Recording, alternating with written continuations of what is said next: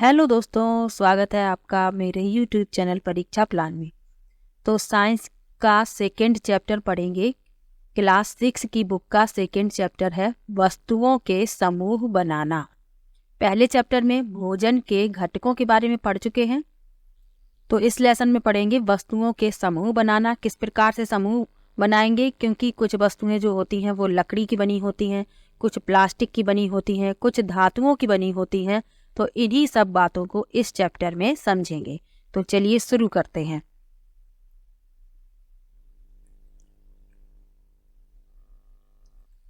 लिखा है हमारे चारों ओर की वस्तुएं, यानी जो वस्तुएं हमारे आसपास हैं वो किस पदार्थ से बनी हुई हैं, इसके बारे में बताया गया है। हमने देखा कि हमारे भोजन तथा वस्त्रों में बहुत अधिक विविधता है। यानी भोजन के बारे में पहले लेसन में पढ़ा था कि हर राज्य का भोजन अलग अलग होता है और वहाँ के लोग अलग अलग प्रकार के भोजन को खाना पसंद करते हैं। तो यही लिखा है कि हमने देखा कि हमारे भोजन तथा वस्त्रों में बहुत अधिक विविधता है। हर स्थान पर इसी प्रकार की विविधता वाली अनेक वस्तुएं होती हैं। हम अपने चारों ओर कुर्सियाँ, बैलगाड़ियाँ, साइकिलें, खाना पकाने के बर्तन, पुस्तकें, वस्त्र, खिलौने, जल, पत्थर तथा अन्य बहुत सी वस्तुएं देखते हैं।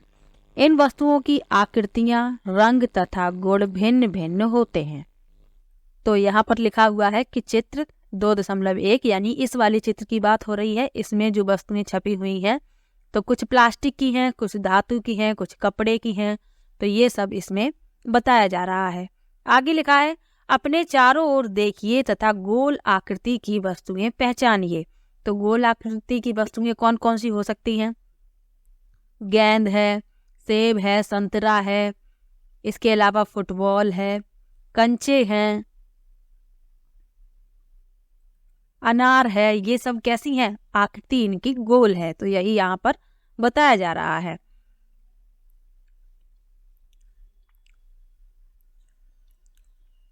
मान लीजिए हम प्लास्टिक की बनी वस्तुओं का एक समूह बनाना चाहते हैं।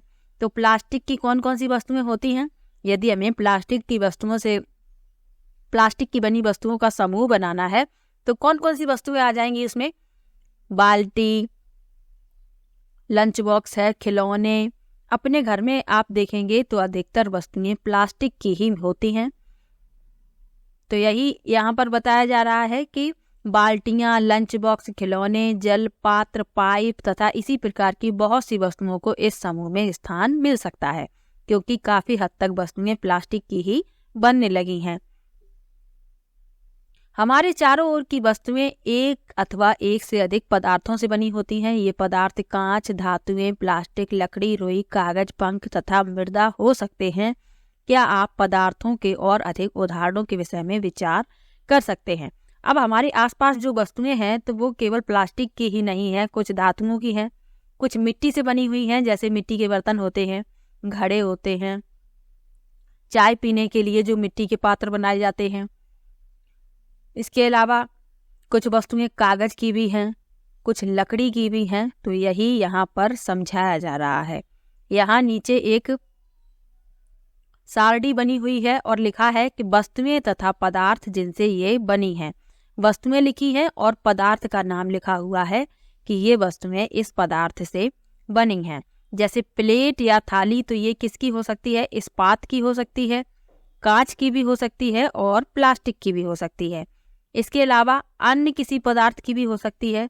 प्लेट मिट्टी की भी बन जाती है, इसीलिए यहाँ पर लिखा हुआ है कि अन्य कोई पदार्थ भी। पेन प्लास्टिक का होता है और धातु का भी होता है। इसके अलावा कुर्सी जो है वह प्लास्टिक की भी होती है, यहाँ पर कुर्सी लिख सकते हैं। कुर्सी प्लास्टिक की भी होती है और लकड़ी की भी होती है। मेज भी प्लास्टिक की होती है और लकड़ी की होती है। इसी प्रकार से यहाँ लिखा हुआ है समान पदार्थ से बनी विभिन्न प्रकार की वस्तुएं। यानी यहाँ पर कुछ वस्तुएं लिखी हुई हैं जो एक ही पदार्थ से बनी हुई हैं। जैसे लकड़ी से क्या क्या बन सकता है? कुर्सी बन सकती है, मेज बन सकती है, हल, बैलगाड़ी और इसके पहिए भी। तो ये सारी वस्तुएं लकड़ी से बन सकती हैं। कागज से क्या क्या बनता है? पुस्तकें, नोटबुक, समाचार पत्र, खिलौने और कैलेंडर। इसी प्रकार से यहाँ बताना है चमड़े से क्या क्या बन सकता है। तो चमड़े से जूते बनते हैं, बेल्ट बनती है, बैग बनते हैं। तो ये सब चीज़ें चमड़े से बनती हैं। प्लास्टिक से बहुत सारी चीज़ें बन जाती हैं, जैसे कि बर्तन बन जाते हैं प्लास्टिक के, खिलौने बन जाते हैं प्लास्टिक के, मेज कुर्सी ये सभी प्लास्टिक से बन जाती हैं। रुई से क्या क्या बन जाता है? तो जो बच्चों के खिलौने आते हैं उनमें रुई भरी रहती है अंदर। इसके अलावा रजाई में रुई भरी जाती है। तो ये सब चीजें रुई से बन जाती हैं। अब लिखा है पदार्थों के गुण। अब पदार्थों के गुणों के बारे में जानेंगे, तो चलिए पढ़ लेते हैं। लिखा है, क्या आपने कभी यह जानने का प्रयास किया है कि गिलास कपड़े का क्यों नहीं बनाया जाता? यह ध्यान में रखिए कि हम गिलास का उपयोग सामान्यतः द्रवों को रखने के लिए करते हैं। इसलिए अब यदि हम कपड़े का गिलास बनाएं तो क्या हमारा यह कार्य काफी हास्यास्पद प्रतीत नहीं होगा? गिलास बनाने के लिए हमें कांच, प्लास्टिक, धातु अथवा कोई ऐसा पदार्थ चाहिए जो जल को रोक सकता हो। इसी प्रकार खाना बनाने वाले पात्र बनाने के लिए कागज का उपयोग करना भी कोई बुद्धिमानी का कार्य नहीं माना जाएगा, क्योंकि खाना जो है, जब कागज का पात्र होगा उसमें खाना रखेंगे तो कागज जो है वह गल जाएगा। इसीलिए पदार्थों के गुणों के बारे में जानना आवश्यक है कि किस पदार्थ से जो पात्र बनाए जाते हैं वो किस लिए बनाए जाते हैं। आगे लिखा है, तब हम यह देखते हैं कि हमारे द्वारा किसी वस्तु को बनाने के लिए पदार्थ का चयन किया जाना उस पदार्थ के गुणों तथा उपयोग की जाने वाली वस्तु के प्रयोजन पर निर्भर करता है। यानी हम पदार्थ के गुण को जानते हैं तभी हम उसका उपयोग वस्तु के प्रयोजन के लिए ही करते हैं कि यह पदार्थ इस वस्तु को रखने के लिए सुलभ है कि नहीं। आगे लिखा है, अतः पदार्थों के वह सब गुण क्या हैं जो उसके उपयोग के लिए महत्वपूर्ण होते हैं। नीचे कुछ गुणों की विवेचना की गई है। तो पदार्थ का जो सबसे पहला गुण लिखा है वह लिखा है दिखावट, यानी देखने में पदार्थों के बारे में क्या क्या पता चलता है। तो चलिए पढ़ते हैं इसे। लिखा है, पदार्थ प्रायः एक दूसरे से भिन्न दिखाई देते हैं। लकड़ी लोहे से बिल्कुल भिन्न दिखाई देती है। लोहा तांबे अथवा एल्युमिनियम से भिन्न दिखाई पड़ता है, परंतु फिर भी लोहे, तांबे, एल्युमिनियम में कुछ समानताएं हो सकती हैं जो लकड़ी में नहीं पाई जाती। यानी देखने से भी पदार्थ जो है वो भिन्न भिन्न दिखाई देते हैं। लकड़ी बिल्कुल भिन्न होती है लोहे से, देखने से ही पता चल जाता है कि ये लकड़ी है और ये लोहा है। ऐसे ही एल्युमिनियम, तांबा, लोहा ये भी भिन्न दिखाई देते हैं, परंतु फिर भी ये धातुएं हैं तीनों, इसलिए इनमें समानता पाई जाती है और ये लकड़ी से बिल्कुल ही भिन्न होती है। अब धातुएं जो होती हैं तो उनमें चमक होती है। अब ये कैसे पता लगाएं कि इनमें चमक है कि नहीं? तो या तो किसी कोई धातु है उसको काट के देखें, जब काटेंगे तो कटे हुए भाग पर चमक दिखाई देगी। इसके अलावा रेगमाल से रगड़ कर भी देख सकते हैं कि वे द्युतिमान है या नहीं। तो द्युतिमान का अर्थ है चमक, इनमें चमक है कि नहीं ये बताया गया है। तो रेगमाल जो है उससे रगड़ कर पता कर सकते हैं कि इस धातु में चमक है कि नहीं। आगे लिखा है, पदार्थ जिनमें इस प्रकार की द्युति होती है वे प्रायः धातु होते हैं। लोहा, तांबा, एल्युमिनियम तथा सोना धातुओं के उदाहरण हैं। जैसा कि अभी बताया था कि ये समान क्यों है, लोहा, तांबा, इनमें काफी समानताएं दिखाई देती हैं क्योंकि ये धातुओं के उदाहरण हैं। आगे लिखा है, कुछ धातुएं बहुधा अपनी चमक खो देती हैं और निष्प्रभ दिखाई देने लगती हैं। ऐसा उन पर वायु तथा नमी की अभिक्रियाओं के कारण होता है, इसलिए हमें केवल ताजे कटे पृष्ठों पर ही चमक दिखाई देती है। यानी धातुएं जो है कुछ समय तक रखी रहती हैं तो वायु और नमी के कारण उनकी चमक जो है वो खो जाती है। तो यदि आप उनको काटेंगे तब उनमें चमक आपको दिखाई देगी। तो ये तो हो गया दिखावट, एक गुण है जो देखने से पता चलता है कि धातुएं जो हैं भिन्न भिन्न दिखाई देती हैं और धातुओं में चमक होती है, इस बात को भी याद रखना है। अगला गुण है कठोरता।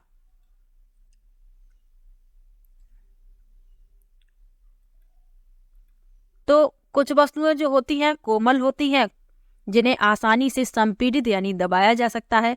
कुछ वस्तुएं कठोर होती हैं जिन्हें संपीड़ित नहीं किया जा सकता। तो यही यहाँ पर बताया गया है। तो चलिए पढ़ते हैं। लिखा है, जब आप विभिन्न पदार्थों को अपने हाथों से दबाते हैं तो उनमें से कुछ को दबाना कठिन होता है। दबाना यानी संपीड़ित करना, जबकि कुछ आसानी से संपीड़ित हो जाते हैं।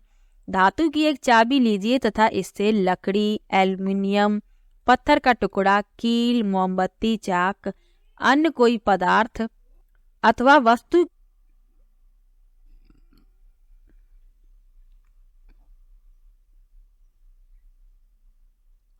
तो कुछ पदार्थों को तो आप आसानी से खरोंच लेंगे, लेकिन कुछ पदार्थ जो है उन्हें आसानी से खरोंचा नहीं जा सकता। तो आगे लिखा है कि वे पदार्थ जिन्हें आसानी से संपीड़ित किया जा सके, खरोंचा जा सके, कोमल पदार्थ कहलाते हैं। यानी जिन पदार्थों को हम संपीड़ित कर लें, खरोंच भी लें, तो वो कोमल पदार्थ कहलाते हैं। और जिनको संपीड़ित ना कर पाएं और खरोंच भी ना पाएं, तो ऐसे पदार्थ कहलाते हैं कठोर पदार्थ।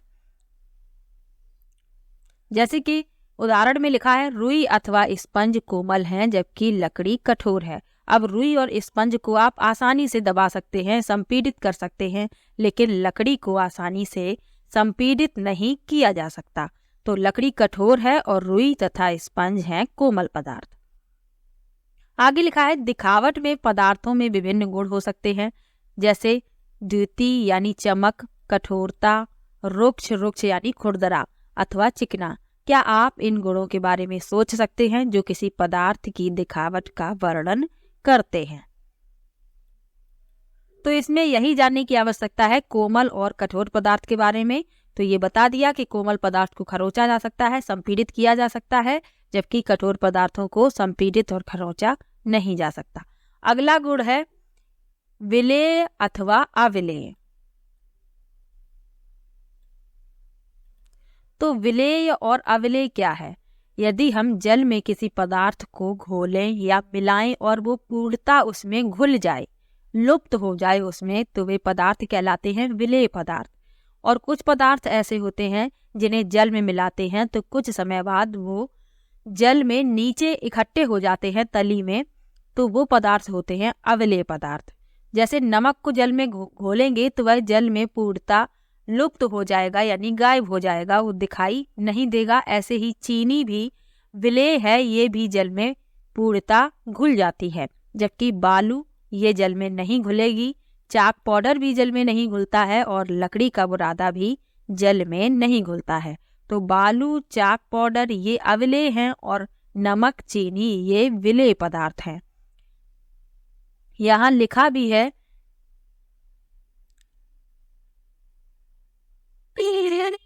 कि कुछ पदार्थ जल में पूर्णतः लुप्त हो गए अर्थात घुल गए, विलीन हो गए हैं, तो वे पदार्थ क्या कहलाते हैं? विलेय पदार्थ कहलाते हैं। अन्य पदार्थ जल के साथ मिश्रित नहीं होते तथा काफी समय तक गिलास में विलोड़ित करने पर भी जल में लुप्त नहीं होते, ऐसे पदार्थ अविलेय पदार्थ कहलाते हैं। तो ये तो पदार्थ हो गए, ये जल में घुलने वाले होते हैं विलेय और ना घुलने वाले अविलेय होते हैं। इसके अलावा कुछ द्रव भी होते हैं जो जल में पूर्णतः विलेय हो जाते हैं और कुछ जल में नहीं घुलते। तो उनके बारे में बताया गया है कि कुछ द्रव जल में पूर्णतः मिश्रित हो जाते हैं तथा कुछ अन्य द्रव जल में मिश्रित नहीं होते और कुछ समय तक ऐसे ही छोड़ देने पर आसानी से पृथक परत बना लेते हैं। यहाँ ये सारणी दी गई है और यहाँ पर बताना है कि कौन से जो द्रव हैं वो जल में पूर्णतः घुल जाते हैं। तो सिरका जो है ये जल में भली भांति मिश्रित हो जाता है। नींबू का रस भी जल में भली भांति मिश्रित हो जाता है। सरसों का तेल है ये जल में मिश्रित नहीं होता और ये अपनी पृथक परत बना लेता है जल के ऊपर। ऐसे ही नारियल का तेल भी है और ऐसे ही केरोसिन भी है, ये भी जल के ऊपर अपनी पृथक परत बना लेता है। अब द्रव के अलावा कुछ गैसें भी होती हैं जो जल में विलेय होती हैं और कुछ अविलेय होती हैं। तो लिखा है कुछ गैसें जल में विलेय हैं जबकि अन्य नहीं। सामान्यतः जल में कुछ गैसें थोड़ी मात्रा में विलीन होती हैं। उदाहरण के लिए जल में विलीन ऑक्सीजन गैस जल में रहने वाले जंतुओं एवं पादपों की उत्तरजीविता के लिए अत्यंत महत्वपूर्ण है, क्योंकि जल में जो जीव रहते हैं उनके लिए ऑक्सीजन जो होती है वो जल में घुली रहती है और वह उनके जीवित रहने के लिए बहुत आवश्यक है। तो ये तो पदार्थों का गुण हो गया, विलेय और अवलेय। अब अगला लिखा हुआ है वस्तुएं जल में तैर अथवा डूब सकती हैं। ये भी पदार्थों का एक गुण है, कुछ वस्तुएं जल में तैरती हैं और कुछ डूब जाती हैं, तो इसके बारे में यहाँ पर बताया गया है। तो आपको बताना है कि कौन कौन सी वस्तुएं जल में डूब जाती हैं और कौन सी नहीं डूबती हैं। जैसे धातु की बनी कोई वस्तु होगी तो वो जल में डूब जाएगी, जैसे चाबी है, ताला है, इनको आप जल में डालेंगे तो ये डूब जाएगी। इसके अलावा लकड़ी से बनी हुई वस्तुएं जल में तैरती हैं, वो डूबती नहीं हैं। कंकड़ ये भी जल में डूब जाते हैं, जबकि सूखी पत्तियां जल में तैरती रहती हैं। तो ये कुछ उदाहरण हैं वस्तुओं के जो जल में तैर जाती हैं और डूब जाती हैं। अब पदार्थ का अगला गुण लिखा हुआ है पारदर्शिता। तो पारदर्शी, अपारदर्शी और पारभासी पदार्थों के बारे में यहाँ पर लिखा हुआ है।